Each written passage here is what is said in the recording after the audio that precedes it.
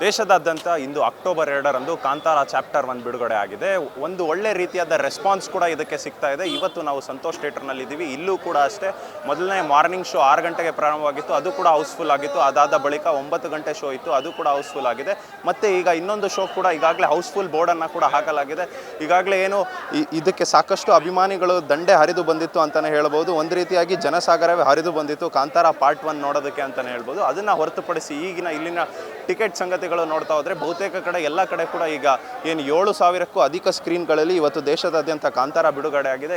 ಬಹುತೇಕ ಎಲ್ಲ ಸ್ಕ್ರೀನ್ಗಳಲ್ಲೂ ಕೂಡ ಚಿತ್ರಮಂದಿರ ಹೌಸ್ಫುಲ್ ಅಂತಲೇ ಹೇಳ್ತಿದ್ದಾರೆ.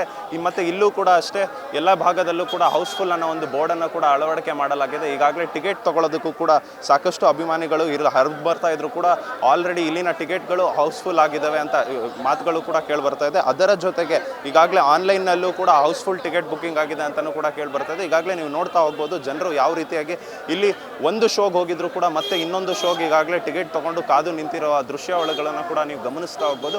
ಮತ್ತು ಈ ಕಾಂತಾರ ಚಾಪ್ಟರ್ 1 ಯಾವೆಲ್ಲ ಇತಿಹಾಸ ಬರೆಯಲಿದೆ ಈ ಬಾರಿ ಅಂತ ಕೂಡ ಕಾದು ನೋಡಬೇಕಾಗಿದೆ ಅನ್ನೋ ಒಂದಿಷ್ಟು ಅಭಿಮಾನಿಗಳ ದಂಡೆ ಹರಿದು ಬಂದಿದೆ. ಅದರ ಜೊತೆಗೆ ಒಬ್ಬರು ಕಾಂತಾರ ರೀತಿಯಲ್ಲೇ ಒಂದು ರೀತಿಯಾಗಿ ಒಂದು ವಿಭಿನ್ನವಾಗಿ ಇಲ್ಲಿ ಪ್ರದರ್ಶನ ಮಾಡೋದಕ್ಕೆ ಬಂದಿದ್ದಾರೆ. ಅವರನ್ನು ಕೂಡ ಮಾತಾಡಿಸುವಂಥ ಪ್ರಯತ್ನಕ್ಕೆ ಮುಂದಾಗೋಣ. ಸರ್ ನಮಸ್ತೆ. ಸರ್ ನಿಮ್ಮ ಹೆಸರೇನು? ಎಲ್ರಿಗೂ ನಮಸ್ಕಾರ. ನನ್ನ ಹೆಸರು ಸುಶಾಂತ್ ಶೆಟ್ಟಿ ಅಂತ. ಇವತ್ತು ವಿಭಿನ್ನವಾಗಿ ಬಂದಿದ್ದೀರಾ, ಏನು? ಸರ್ ನಾನು ಮೂಲತಃ ಕುಂದಾಪುರದವನು. ಈ ಒಂದು ಸಿನಿಮಾ ಏನು ಶೂಟ್ ಆಗಿದೆ ಅದು ಕೇರಾಡಿ ಅದರ ಸುತ್ತಮುತ್ತ ಶೂಟ್ ಆಗಿದೆ. ನನ್ನ ಊರಿನ ಒಂದು ಕತೆ ಇದು. ನಾವು ಜನ್ಮಪಟ್ಟಂಥ ಊರಿನ ಕತೆ. ಏನೀಗ ಬೆರ್ಮೆ ಇದೆಲ್ಲ ಪಾತ್ರವನ್ನು ನೋಡ್ತೀರಾ, ಇದು ಸಂಪೂರ್ಣವಾಗಿ ಆ ಒಂದು ಊರಿನ ಕತೆ ಸರ್. ಈ ಥರದ ಒಂದು ಕತೆ ನಿಜವಾಗ್ಲೂ ಉಳಿಬೇಕು, ಬೆಳಿಬೇಕು, ಅದರಿಂದ ಬಂದಿದ್ದೀನಿ. ಆ್ಯಂಡ್ ನಾನೀಗ ಒಬ್ಬ ವೇಶ್ಯಧಾರಿಯಾಗಿ ಮಾತಾಡ್ತೀನಿ. ಅದ್ಯಾವ ಕನಕಾವತಿ, ಅದ್ಯಾವ ಕನಕಾವತಿ, ಅದ್ಯಾವ ಕುಲಶೇಖರ, ಹೇ ನೀವು ನನ್ನ ದೃಢಕ್ಕೆ ಸಮಾನ. ಇನ್ನು ಮೇಲೇನಿದ್ರು ಬೆರ್ಮೆ, ನಾನು ಬೆರ್ಮೆ. ಆದರೆ ಕೆಲವರು ಬೆರ್ಮೆಯನ್ನೇ ಇಮಿಟೇಟ್ ಮಾಡುವಂಥ ಪ್ರಯತ್ನ ಪಡ್ತಾ ಇದ್ದೀರಾ, ಅದಾಗಲ್ಲ. ಯಾಕಂದರೆ ಬೆರ್ಮೆ ಒಂದು ದೈವ ಶಕ್ತಿ. ಅದು ರಿಷಬ್ ಶೆಟ್ಟಿ ಬಿಟ್ಟರೆ ಇಡೀ ವಿಶ್ವದಲ್ಲಿ ಯಾರೂ ಈ ಪಾತ್ರವನ್ನು ಮಾಡೋಕ್ಕಾಗಲ್ಲ. ನಾನೊಬ್ಬ ಬೆರ್ಮೆ ಆಗಿ ಇವತ್ತು ಮಾತಾಡಲ್ಲ, ಗಣನಾಗಿ ಮಾತಾಡ್ತೀನಿ. ಯಾಕಂದರೆ ಆ ಈಶ್ವರ ತೋಟಕ್ಕೆ ಕಣ್ಣಿಟ್ಟ ಪ್ರತಿಯೊಬ್ಬರಿಗೂ ಪಾಠ ಕಲಿಸುವಂಥ ಗಣಗಳು. ಈ ಸಿನಿಮಾವನ್ನು ಯಾರ್ಯಾರು ಹೋಗಿ ನೋಡ್ತಾ ಇದ್ದಾರೋ ಅವರೆಲ್ಲರೂ ಒಂದೊಂದು ಗಣಕ್ಕೆ ಸಮಾನ. ಇವತ್ತು ನಾನು ಓಪನ್ ಚಾಲೆಂಜ್ ಮಾಡ್ತೀನಿ ಇದೇ Santosh theatre first day first show ಇಂದ. ರೇ ಪೈರಸಿ ಮಾಡ್ತೀರಾ? ಮಾಡ್ತೀರಾ? ನಿಮ್ಮ ತಾಕತ್ತೇ ಇದ್ದರೆ, ನೀವು ನಿಮ್ಮ ಅಪ್ಪಂಗೆ ಹುಟ್ಟಿರೋ ಮಕ್ಕಳೇ ಆಗಿದ್ರೆ ಮಾಡ್ರೋ ಪೈರಸಿ. ಈ ಸಿನಿಮಾ ತಾಕತ್ತಿದ್ರೆ ಮಾಡ್ರೋ. ನಿಮ್ಗೆ ಆ ದೈವ ಶಕ್ತಿ ಅಂತಿದೆಯಲ್ಲ, ಆ ಕಾಂತಾರದ ಶಕ್ತಿ, ದೈವ ಶಕ್ತಿ, ಪಂಜುರುಳಿಯ ಶಕ್ತಿ ನಿಮ್ಮನ್ನು ಬಿಡಲ್ಲ.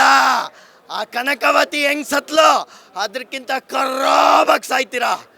ಈಗ ಪಾತ್ರವನ್ನು ಬಿಟ್ಟು ನಾನೊಂದೆರಡು ವಿಚಾರವನ್ನು ಮಾತಾಡಲಿಕ್ಕೆ ಇಷ್ಟಪಡ್ತೀನಿ. ಇವತ್ತು ಹಿಂದೆ ಕಾಂತಾರ ರಿಲೀಸ್ ಆದಾಗ ಎಷ್ಟೋ ಜನ ಅದರ ವೇಷಭೂಷಣವನ್ನು ಹಾಕಿಬಿಟ್ಟು ಅದನ್ನು ಕಂಪ್ಲೀಟಾಗಿ ಇಮಿಟೇಟ್ ಮಾಡುವಂಥ ಪ್ರಯತ್ನ ಪಟ್ಟರು. ಅದು ಆ್ಯಕ್ಚುಲಿ ನಮ್ಮ ಹಿಂದೂವಿನ ಕಲ್ಚರಿಗೆ ಮತ್ತು ಅದರ ಒಂದು ಪ್ರಾಮುಖ್ಯತೆಗೆ ಒಂಥರ ದ್ರೋಹ ಬಗ್ದಂಗೆ. ಮೇ ಬಿ ನೋಡಲಿಕ್ಕೆ ಅದು ಒಂದಿಷ್ಟು ವ್ಯೂಸ್ಗಳನ್ನು, ಅಟ್ರಾಕ್ಷನ್ಗಳನ್ನು ತಗೊಬರ್ಬೋದು. ಆದರೆ ನಾವು ವೈಚಾರಿಕವಾಗಿ ಮಾತನಾಡಿದಾಗ, ಒಂದು ವಿಚಾರವಂತಿಕೆಯಿಂದ ಮಾತನಾಡಿದಾಗ ಒಂದು ಸಿನಿಮಾವನ್ನು ಅವರು ಮತ್ತೆ ಅದನ್ನು ಮರು ಸೃಷ್ಟಿ ಮಾಡುವಂಥ ಪ್ರಯತ್ನ ಪಡ್ತಾರೆ ಅಷ್ಟೇ ಬಿಟ್ಟರೆ ಆ ದೈವಿಕ ನಂಬಿಕೆಗೆ ಯಾವುದೇ ರೀತಿಯ ಧಕ್ಕೆ ತರುವಂಥ ಪ್ರಯತ್ನವನ್ನು ಮಾಡಲ್ಲ. ಇವತ್ತು ಕಾಂತಾರ ಅನ್ನುವಂಥದ್ದು ಇಷ್ಟು ಅದ್ಭುತವಾಗಿ ಮೂಡಿ ಬಂದಿದೆ ಅಂದರೆ ಇದಕ್ಕೆ ಕಾರಣ ದೈವಶಕ್ತಿ. ಆ ದೈವಶಕ್ತಿ ಇಲ್ಲ ಅಂದರೆ ಇವತ್ತು ಈ ಥರದ ಕಾಂತಾರ ಸಿನಿಮಾ ಸತ್ರೂ ಬರ್ತಿರಲಿಲ್ಲ. ಅಶ್ವವೇಗ ಯಾವ ರೀತಿ ಅಶ್ವವೇಗವಾಗಿ ನ್ಯೂಸನ್ನು ತಲುಪುತ್ತೋ ಅದೇ ರೀತಿ ಕಾಂತಾರ ಅನ್ನುವಂಥ ಸಿನಿಮಾ ಇದೆಯಲ್ಲ, ಅಶ್ವವೇಗ ಅಂದರೆ ಕುದುರೆ ಅಂತಾರೆ ಅಲ್ವಾ. ಸೊ ಕುದುರೆಕ್ಕಿಂತ ಸ್ಪೀಡಾಗಿ ಈ ಒಂದು ಸಿನಿಮಾ ವಿಶ್ವವನ್ನು ಮುಟ್ಟುತ್ತೆ.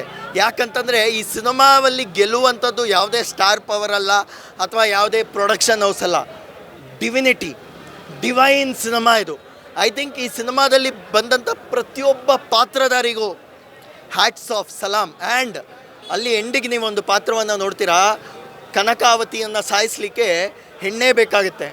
ಆದರೆ ನಾನು ಒಂದು ವಿಷಯ ಹೇಳ್ತೀನಿ, ಇವತ್ತು ಆ ಹೆಣ್ಣು ಸಾಯಿಸಲಿಕ್ಕೆ ಇನ್ನೊಂದು ಕಾರಣ ಏನಂದರೆ, ನಾನು ನಿನ್ನೆ ಅಲ್ಲ ಮೊನ್ನೆ ಸ್ವತಃ ತಾಯಿ ಚಾಮುಂಡೇಶ್ವರಿ ಮೈಸೂರಿಗೆ ಹೋಗ್ಬಿಟ್ಟು ರಿಷಭಣ್ಣನಿಗೋಸ್ಕರ ಈ ಒಂದು ಪೋಸ್ಟರನ್ನು ಅಲ್ಲಿಟ್ಟು ಪೂಜೆ ಮಾಡಿಸಿ ತಗೊಂಡು ಬಂದು ರಿಷಭಣ್ಣನಿಗೆ ಆ ಚಾಮುಂಡೇಶ್ವರಿಯ ಪ್ರಸಾದವನ್ನು ಕೊಟ್ಟು ಕುಂಕುಮ ಹಚ್ಚಿ ನಿನ್ನೆ ಅವರು ಫಸ್ಟ್ ನೈಟ್ ಶೋ ನೋಡಿದಾಗ ಅಲ್ಲಿ ಅವ್ರಿಗೆ ಸಕ್ಸಸ್ಸನ್ನು ಕಂಡ್ರು ಅವರು.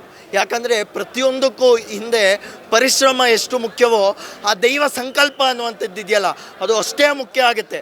ಅದರಿಂದ ಇವತ್ತು ಈ ಸಿನಿಮಾ ಅವರೂ ಸಹ ಕೊಲ್ಲೂರು ಮೂಕಾಂಬಿಕೆಗೆ ಹೋಗ್ಬಿಟ್ಟು ದರ್ಶನ ಮಾಡಿಬಿಟ್ಟು ಬಂದರು.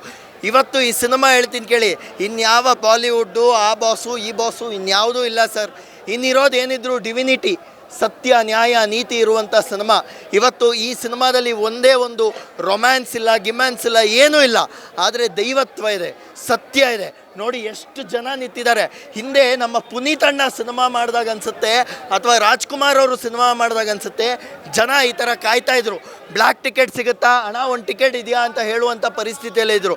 ಇವತ್ತು ಕನ್ನಡ ಚಿತ್ರರಂಗಕ್ಕೆ ವಾಪಸ್ ಆ ಒಂದು ವಿಚಾರವನ್ನು ತಗೊಬಂದಿದ್ದಾರೆ, ಹೌಸ್ಫುಲ್ ಸಂಸ್ಕೃತಿಯನ್ನು ತಗೊಬಂದಿದ್ದಾರೆ. ಅಂದರೆ ಅದು ಕೇವಲ ರಿಷಬ್ ಶೆಟ್ಟಿ ಅನ್ನುವಂಥ ವ್ಯಕ್ತಿಯಿಂದ ಮಾತ್ರ ಸಾಧ್ಯ.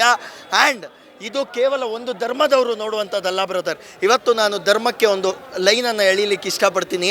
ಎಲ್ಲರೂ ಹೇಳ್ತಾರೆ ಇದು ಹಿಂದುತ್ವದ ಸಿನಿಮಾ, ಹಿಂದೂ ಸಿನಿಮಾ. ಇಲ್ಲ ಸರ್, ದೈವ ಸ್ವರೂಪ ಅನ್ನುವಂಥದ್ದು ಮುಸಲ್ಮಾನರು ಅಲ್ಲನನ್ನು ಪ್ರೀತಿಸ್ಬೋದು, ಕ್ರೈಸ್ತರು ಜೀಸಸನ್ನು ಮಾಡ್ಬೋದು, ಹಿಂದೂಗಳಿಗೆ ಸಾವಿರಾರು ದೇವರಿದೆ. ಆದರೆ ಆ ಒಂದು ಯೂನಿವರ್ಸಲ್ ಪವರ್ ಅಂತಿದೆಯಲ್ಲ, ಈ ಆದಿಶಕ್ತಿ ಅಥವಾ ಒಂದು ಈಶ್ವರನ ಶಕ್ತಿ ಇದೆಯಲ್ಲ, ಅದು ಪ್ರತಿಯೊಬ್ಬರು ಪೂಜಿಸುವಂಥದ್ದು. ನಾನು ನಿಜ ಹೇಳ್ತೀನಿ ಕೇಳಿ, ಈ ಸಿನಿಮಾದಿಂದ ನೀವು ಹೊರಗಡೆ ಬರಬೇಕಾದ್ರೆ ನಿಮ್ಮ ಮೈ ರೋಮಗಳಿದೆಯಲ್ಲ ಸರ್, ಈ ರೋಮ ಅಂತೀವಲ್ಲ, ರೋಮ ನಿತ್ತು ಬಿಡುತ್ತೆ. ರೋಮಾಂಚನಕಾರಿಯಾದಂಥ ಸಿನಿಮಾ. ನೀವಿದು ಕೇವಲ ಒಂದು ಬಾರಿ ನೋಡೋದಲ್ಲ, ಎಷ್ಟು ಬಾರಿ ನೋಡಿದ್ರು ತಪ್ಪೇ ಇಲ್ಲ ಸರ್. ನೋಡಿ ಸರ್, ಹಿಂದೆ ಯಾವತ್ತಾದರೂ ಲಾಠಿ ಚಾರ್ಜ್ ಆಗಿದೆಯಾ? ಹಿಂದೆ ಯಾವತ್ತಾದರೂ ಸಿನಿಮಾಗೆ ಚೆನ್ನಾಗಿ ಬರ್ತಾ ಇದ್ದಾರೆ, ಓವರ್ ಆಗಿದೆ ಅಂತ ಆಗಿದೆಯಾ ಸರ್? ಇವತ್ತು ಆಗ್ತಾ ಇದೆ ಅಂತಂದರೆ ಇದಕ್ಕೆ ಕಾರಣ ದೈವತ್ವದ ಗೆಲುವು. ಇದನ್ನು ಯಾರೂ ಪೈರಸಿನೂ ಮಾಡೋಕ್ಕಾಗಲ್ಲ, ಏನೂ ಮಾಡೋಕ್ಕಾಗಲ್ಲ. ಯಾಕಂದರೆ ನೋಡಿ, ಇವತ್ತು ಈ ಬೆಂಕಿ ಆರ್ತಾ ಇದೆ ಸರ್, ಈಗಲೂ ಬೆಂಕಿ ಆರ್ತಿದೆ ಅಂತಂದರೆ ಏನು ಹೇಳಿ ಸರ್? ಈ ಬೆಂಕಿಯಲ್ಲಿ ದೈವತ್ವದ ಶಕ್ತಿ ಇದೆ. Divinity will win. ಇದು ಬರೀ 100 ಕೋಟಿ 200 ಕೋಟಿ ಅಲ್ಲ, 1,500 ಕೋಟಿಯಷ್ಟು ಕಲೆಕ್ಷನ್ ಮಾಡುತ್ತೆ ಅಂತ ಹೇಳೋಕ್ಕೆ ಇಷ್ಟಪಡ್ತೀನಿ. ಕೊನೆಯದಾಗಿ ಬ್ರದರ್, ಲಾಸ್ಟ್ ಸ್ಟೇಟ್ಮೆಂಟ್. ಇವತ್ತು ಮೈಸೂರಿನಲ್ಲಿ ದಸರಾ ಹಬ್ಬ ಮುಗಿತಾ ಇದೆ ಅಲ್ವಾ? ಮೈಸೂರಿನಲ್ಲಿ ಇವತ್ತು ದಸರಾ ಹಬ್ಬ ಮುಗೀತಿದೆ. ನಾಳೆಯಿಂದ ಏನಿದ್ರು ಬೆರ್ಮೆ ಕಾಂತಾರದ ಹಬ್ಬ. ಬನ್ನಿ ಸಿನಿಮಾ ಥಿಯೇಟ್ರಲ್ಲಿ ನೋಡಿ. ನಮಸ್ಕಾರ.